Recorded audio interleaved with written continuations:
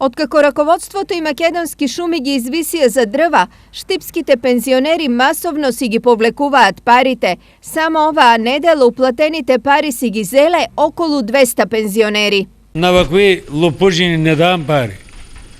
Мара за рака, пари на рака.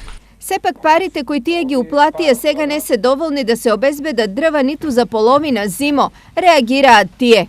Првото 3500 динара дојдеа дрвата. Тука нема, зима си сите парите.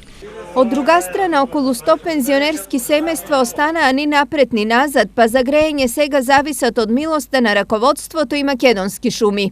Очекуваме сега почнаа да носат беки и добиме веќе. Сега колку ќе дадат, не знам, важно, чекаме дрва ни од нив.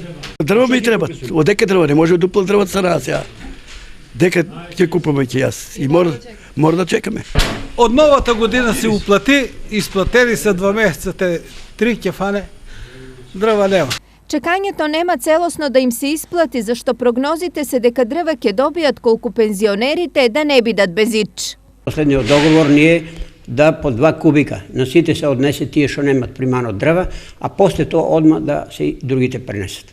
Значи рачунаме да добие секој пензионер по малку дрва. Но ова не е единствениот проблем. Оние кои дел од дрвата добиле тврдат дека нив не ги бива ни за потпал, а не пак за грејење. Половин кубик дрва фалја и колци за патлиџани донесел.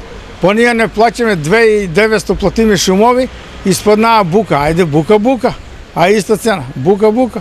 И сега што испаднаа колци за патлиџани? Ја нема да го прекарам зимот. Нервозата на пензионерите трае од летото, откако стана известно дека набавката на огревно дрво ќе биде проблем. Зошто и како се случи само штипските пензионери да останат без доволно огрев годинава, е прашање на кое одговор треба да даде раководството и на пензионерите и на македонски шуми. Сепак ова малку ќе им значи на пензионерите на кои грејење најмногу им треба, а него годинава, иако платено, не го добија.